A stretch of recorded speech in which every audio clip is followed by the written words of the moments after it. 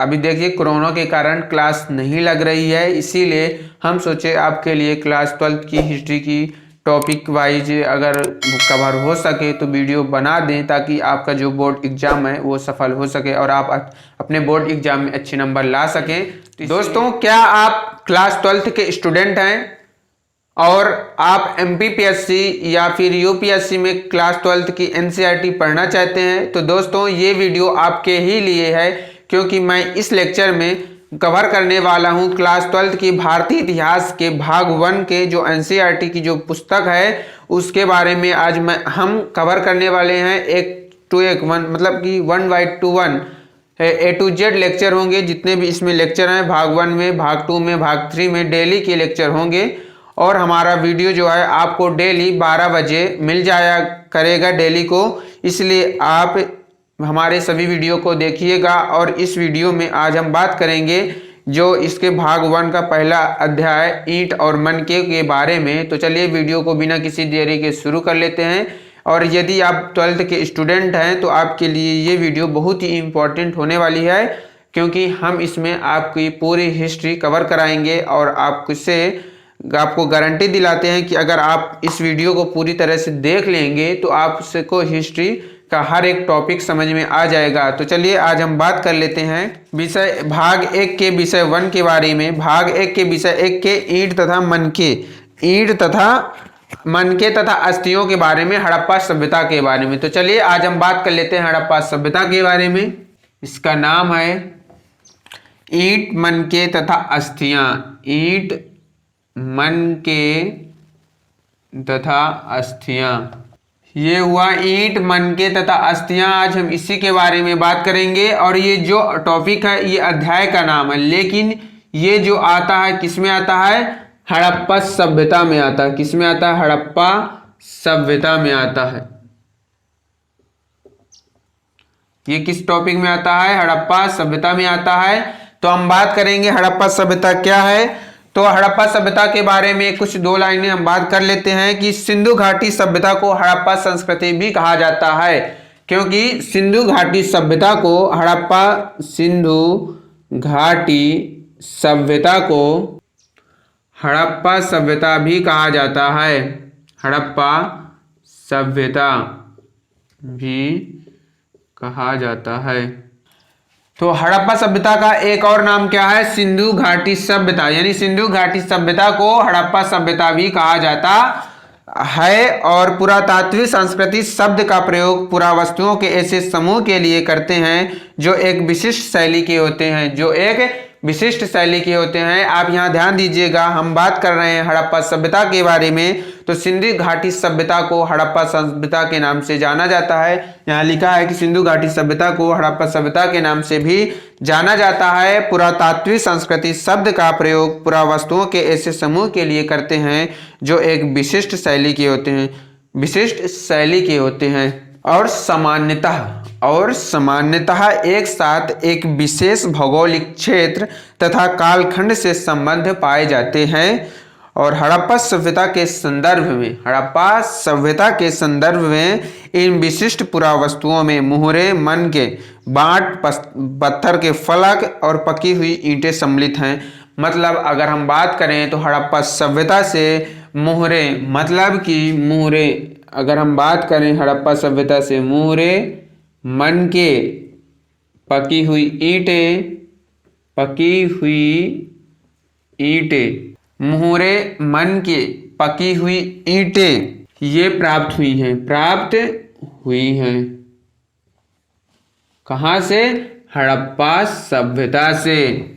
और ये वस्तुएं हड़प्पा सभ्यता से प्राप्त हुई हैं। लेकिन हड़प्पा सभ्यता कहाँ विकसित थी?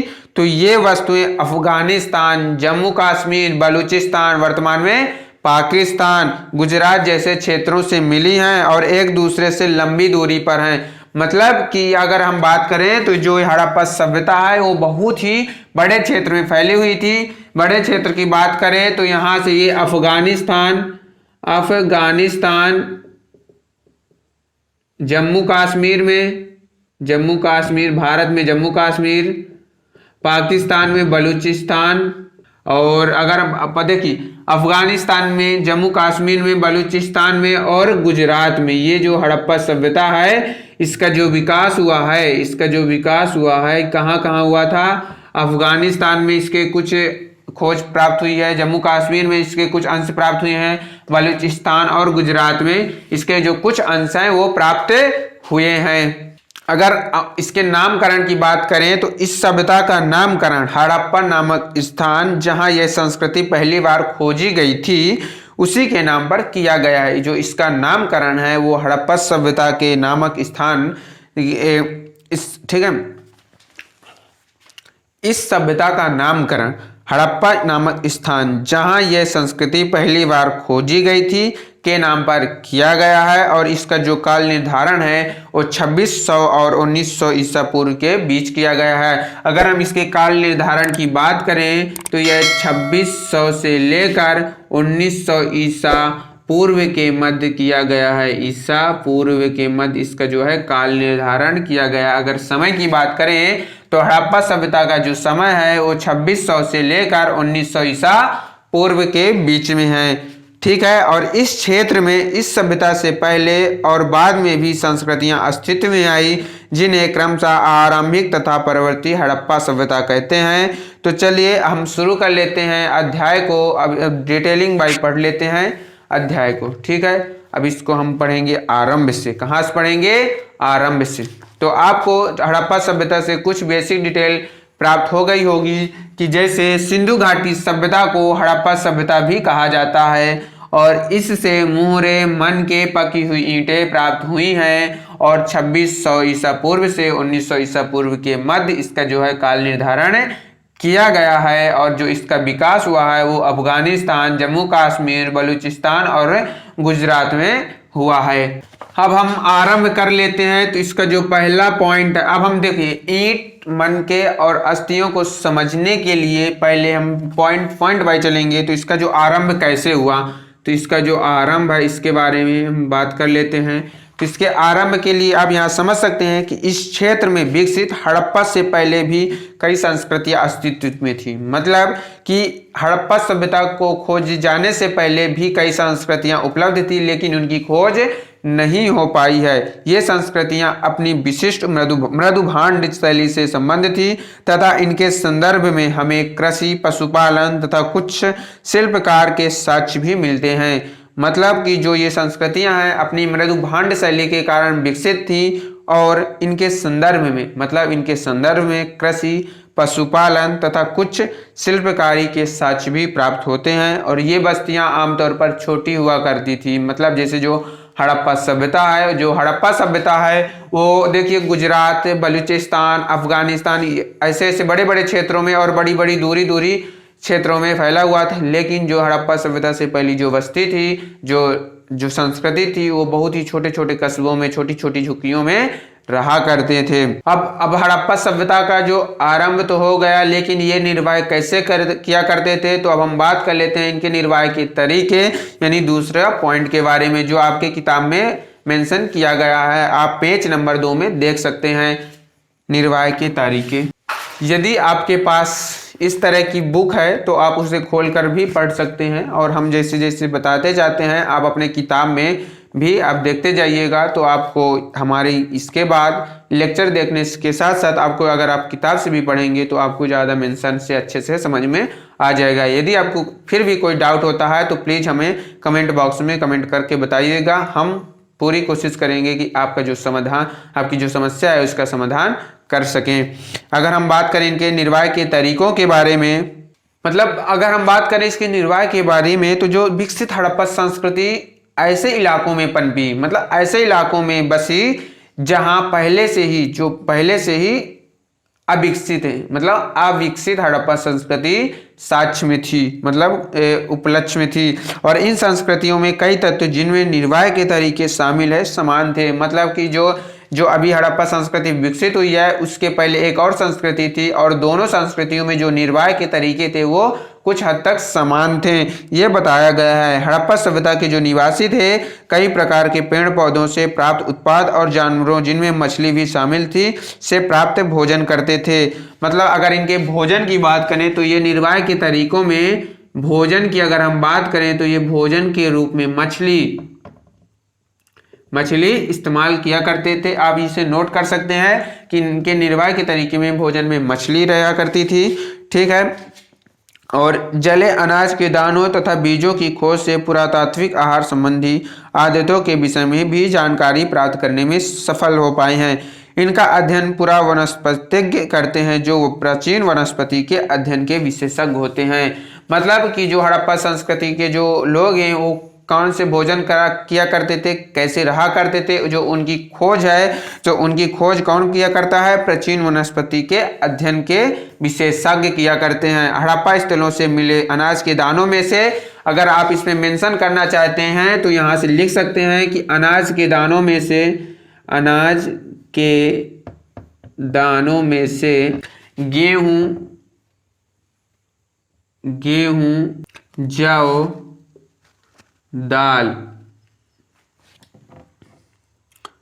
सफेद चना तथा तिल शामिल है। सफेद चना और तिल शामिल है। अगर क्वेश्चन ये आता है कि हड़प्पा सभ्यता के जो लोग थे, हड़प्पा संस्कृति के जो लोग थे, वो अनाज के किन किन दानों से परिचित थे, तो आप ये बता सकते हैं कि जो हड़प्पा सभ्यता के जो लोग थे वो गेहूं, जौ, दाल, सफेद चना और तिल से सम्मिलित थे या फिर जानकार थे। तो मतलब कि अगर सफेद चावल के दाने अपेक्षाकृत कम पाए जाते थे। अगर चावल के दानों की बात करें तो चावल के दाने वो बहुत ही कम और बहुत ही दुर्लभ स्थानों पर पाए जाते थे, किंतु सबसे परिचित लोग बाग जो हड़प्पा सभ्यता के जो लोग थे वो गेहूं, जौ, दाल और सफेद चना और तिल के भोजन किया करते थे, तो उनके बारे में ये जानकार थे। तो यदि आपसे क्वेश्चन आए कि हड़प्पा सभ्यता के लोग किन किन के मतलब कौन से अनाज के जानकार थे, तो आप ये बता सकते हैं। अगर हम बात करें हड़प्पा स्थलों से मिली जानवरों की हड्डियों में मवेशी, अब हम बात करें कि आखिर हड़प्पा सभ्यता के लोग किन किन जानवरों को पाला करते थे और उन हड़प्पा सभ्यता लोगों को पालतू पशु कौन थे, तो भेड़, बकरी, भैंस, सुअर की हड्डियां शामिल है। मतलब है कि ये लोग जो थे इनके जो पालतू पशु थे, तो हड़प्पा सभ्यता के जो पालतू पशु थे, तो अगर इनके पालतू पशु की बात करें तो पालतू पशु में भेड़, बकरी, भैंस और सुअर। अगर इनके पालतू पशु में बात करें तो भेड़, बकरी, भैंस और सुअर। भोजन में मछली, अनाज के दानों में गेहूं, जौ, दाल, सफेद चना, तिल शामिल थे और इनके जो पालतू पशु थे वो भेड़, बकरी, भैंस और सुअर हुआ करते थे। ओके। और जंगली प्रजातियों जैसे सुअर, हिरण तथा घड़ियाल की भी हड्डी प्राप्त हुई है। अगर हम बात कर रहे हैं हड़प्पा सभ्यता में कौन कौन से जानवर हुआ करते थे, तो जो सुअर है और हिरण है और घड़ियाल है, उनकी भी हड्डियां यहाँ से साक्ष्य के रूप में प्राप्त हुई हैं।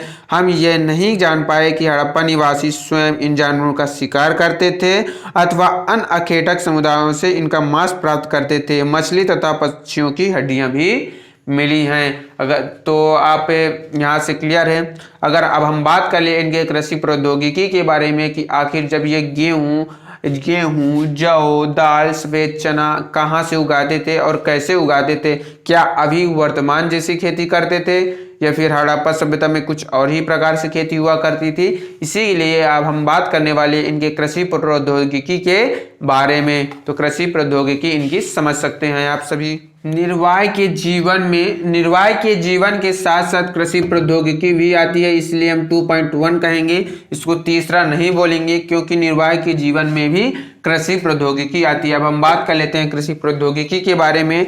तो हालांकि जो अनाज के दानों से कृषि के संकेत मिलते हैं, मतलब कि अनाज के जो दाने हैं उनसे कृषि के संकेत तो प्राप्त हो जाते हैं कि जब अनाज के दाने उगे हैं तो कृषि तो हुई होगी, पर वास्तविक कृषि विधियों के विषय में स्पष्ट जानकारी मिलना कठिन है। मतलब कि उनकी जो कृषि है वो कृषि करने की विधि कौन सी थी उसकी जानकारी मिलना कठिन है। क्या जुते हुए खेतों में बीजों का छिड़काव किया जाता था? अभी आप कल्पना कीजिए कि हड़प्पा सभ्यता में, आप कल्पना कीजिए कि हड़प्पा सभ्यता में खेती किस प्रकार की जाती थी। क्या जुते हुए खेतों में बीज का छिड़काव किया जाता था? मोहरों पर किए गए रेखांकन तथा मृण मूर्तियां यह इंगित करती हैं कि वृषभ के विषय में जानकारी थी और इस आधार पर पुरातात्विक यह मानते हैं कि खेत जोतने के लिए बैलों का प्रयोग होता था। मतलब कि पुरातात्विक विभाग के द्वारा यह प्राप्त हुआ कि खेत को जोतने के लिए किसका उपयोग हुआ करता था? बैलों का उपयोग हुआ करता था। अगर हम बात करें, साथ ही चोलिस्तान के कई स्थलों और बनावली से मिट्टी से बने हल के प्रतिरूप मिले हैं। अगर यह बात करें कि मिट्टी के हल कहाँ से मिले हैं, तो आप ये लिख सकते हैं बनावली हरियाणा से मिट्टी से बने हल के प्रतिरूप मिले हैं। यह इम्पोर्टेंट क्वेश्चन है, आपके ऑब्जेक्टिव में आ सकता है, तो आप ये लिखेंगे बनावली वर्तमान में हरियाणा में है, तो आप कोष्टक में हरियाणा भी लिख सकते हैं। तो हरियाणा, बनावली वर्तमान में हरियाणा में है, तो आप कोष्टक में हरियाणा भी लिख सकते हैं। तो हरियाणा से मिट्टी से बने हुए हल, मिट्टी से बने हुए हल के प्रतिरूप मिले हैं, के प्रतिरूप मिले हैं। तो आपके लिए इम्पोर्टेंट क्वेश्चन है कि बनावली हरी मिट्टी से बने हुए जो हल हैं उसके प्रतिरूप कहाँ से प्राप्त हुए हैं? तो जो उसके प्रतिरूप है बनावली हरियाणा से प्राप्त हुए हैं। इसके अतिरिक्त पुरातात्विक को कालीबंगन नामक स्थान से जुते हुए खेत का साक्ष्य मिला है। तो आप यह भी लिख सकते हैं, ये भी मोस्ट इम्पॉर्टेंट क्वेश्चन है, ये भी मोस्ट है और ये भी आपके लिए मोस्ट है 12th क्लास के लिए, और MPPSC प्री और UPSC प्री के लिए भी ये वेरी इंपॉर्टेंट मोस्ट है कि जुते हुए खेतों का साक्ष्य कहाँ से मिला है। मतलब कि जुते हुए खेत जोतने के लिए बैलों का उपयोग किया जाता था, ये तो आप कंफर्म है, किंतु मिट्टी से बने हुए जो हल हैं उनका प्रतिरूप कहाँ से मिला है? बनावली हरियाणा से मिला है। लेकिन आप यह भी लिख सकते हैं कि कालीबंगन जो कहाँ है? राजस्थान में है। कहाँ है? राजस्थान में। नामक स्थान से जुते हुए खेत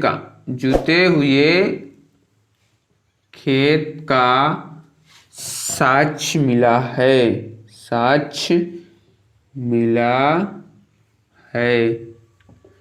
तो यह आपके लिए वेरी इंपॉर्टेंट मोस्ट है, क्योंकि कालीबंगन राजस्थान नामक स्थान से जुते हुए खेत का साक्ष्य मिला है। क्वेश्चन इस तरह पूछेगा कि जुते हुए खेत का साक्ष्य कहाँ से प्राप्त हुआ है, तो आप ये लगाएंगे कालीबंगन नामक शहर से प्राप्त हुआ है। अगर यह बोला जाएगा कि मिट्टी से बने हुए जो हल का प्रतिरूप कहाँ से प्राप्त हुआ है, तो आप बोलेंगे बनावली हरियाणा से प्राप्त हुआ है। तो इस खेत में हल रेखाओं के दो समूह एक दूसरे को समकोण पर काटते थे। मतलब अगर हम बात करें कि इस जो खेत है इसमें हल रेखाओं के जो दो समूह थे, मतलब अगर इस तरह देख सकते हैं कि जैसे ही एक मान लीजिए ये खेत है, यहाँ से अगर आप जोते हुए खेत होंगे तो ये जो एक दूसरे के जो हल हैं वो इस प्रकार काटते थे, इस प्रकार समकोण पर काटते थे। कहाँ पर? समकोण पर काटते थे। यहाँ समकोण बना, यहाँ समकोण पर काटते थे। यदि आपको वीडियो पसंद आ रहा हो तो वीडियो को लाइक जरूर कीजिएगा। जो दर्शाते थे कि जो अलग अलग फसलें उगाई जाती थी, मतलब इनका समकोण पर काटने का तात्पर्य यह था कि इन खेतों पर अलग अलग दो प्रकार की फसलें उगाई जाती थी। मतलब अगर ये समकोण पर काटते हैं, यदि ये समकोण पर काटते हैं तो दो अलग अलग प्रकार की फसलें उगाई जाती थी उस खेत में, ये आप ध्यान रखिएगा। पुरातात्विक की अगर हम बात करते हैं तो पुरातात्विक उनको बोला जाता है जो प्राचीन बहुत सी पुरानी वस्तुओं की खोज करते हैं, जो बड़ी से बड़ी पुरानी वस्तुओं की खोज करते हैं, उन्हीं को हम पुरातात्विक बोलते हैं। और पुरातात्विकों ने फसलों की कटाई के लिए प्रयुक्त औजारों को पहचानने का प्रयास किया कि फसलों की कटाई के लिए किन औजारों का उपयोग किया जाता था, क्या वो जो फसल है अभी वर्तमान की तरह हाशिया से काटते थे या फिर उस समय हड़प्पा सभ्यता में फसल को काटने के लिए कुछ अन्य औजार थे, उन्हीं को पता लगाने के लिए वो पुरातत्व विभाग प्रयास कर रही थी। क्या हड़प्पा सभ्यता के लोग लकड़ी के हत्थों में बिठाए गए पत्थरों के फलकों का प्रयोग करते थे या फिर वे धातु के औजारों का प्रयोग करते थे, ये इसका पता लगा रहे हैं कौन? पुरातात्विक विभाग। अधिकांश हड़प्पा स्थल अर्ध शुष्क क्षेत्रों में स्थित है, मतलब जो अधिकांश हड़प्पा क्षेत्र है वह अर्ध शुष्क क्षेत्रों में उपस्थित है जहां संभवतः कृषि के लिए सिंचाई की आवश्यकता पड़ती होगी। मतलब कि यदि आप खेती करेंगे तो खेती करने के लिए, कृषि करने के लिए आपको सिंचाई की आवश्यकता ही पड़ेगी और हड़प्पा सभ्यता वहां विकसित थी जहां अधिकांश सिंचाई की आवश्यकता पड़ती थी, अर्थात पानी बहुत वहां कम बरसता था। अफगानिस्तान में स्रोतुघई नामक हड़प्पा स्थल से नहरों के कुछ अवशेष मिले हैं कि ये अफगानिस्तान में स्रोतुगोही नामक हड़प्पा स्थल से नहरों के कुछ अवशेष मिले हैं, परंतु पंजाब और सिंध में नहीं हैं। ऐसा संभव है कि प्राचीन नहरें बहुत पहले ही गाद से भर गई थी। ऐसा भी हो सकता है कि कुओं से प्राप्त पानी प्रयोग सिंचाई के लिए किया जाता हो। नेक्स्ट पॉइंट है अफगानिस्तान। अफगानिस्तान, इसे आप मोस्ट इंपॉर्टेंट समझिए। स्रोतुघई नामक हड़प्पा स्थान से, नामक हड़प्पा स्थान से नहरों के साक्ष्य मिले, नहरों के साक्ष्य मिले हैं, साक्ष्य मिले हैं। यह आप ध्यान दीजिएगा कि अफगानिस्तान स्रोतुघई नामक हड़प्पा स्थान से नहरों के साक्ष्य मिले हैं, इसे आप मोस्ट इंपॉर्टेंट भी लगा सकते हैं। ओके, और यहाँ से किंतु पंजाब और सिंध क्षेत्र में नहरों के जो साक्ष्य हैं वो नहीं मिले हैं, वहाँ कुओं के साक्ष्य मिले हैं। कहाँ? वहाँ कुओं के साक्ष्य मिले हैं। इससे यह पता चलता है कि वहाँ पंजाब और सिंध क्षेत्र में कुओं से सिंचाई की जाती थी अभी वर्तमान की तरह, और प्रयोग सिंचाई के लिए किया जाता हो। इसके अतिरिक्त धौलावीरा गुजरात में मिले जलाशयों का प्रयोग संभवतः कृषि के लिए जल संचयन हेतु किया जाता था। जलाशयों का प्रयोग अर्थात आपसे यह क्वेश्चन पूछ सकता है कि धौलावीरा कहाँ स्थित है। धौलावीरा कहाँ स्थित है? तो धौलावीरा गुजरात में है। कहाँ पास है? गुजरात में। कालीबंगन कहाँ है? राजस्थान में। धौलावीरा कहाँ है? गुजरात में है। और धौलावीरा से जलाशयों का साक्ष्य प्राप्त हुआ है, जलाशयों का साक्ष्य प्राप्त हुआ है।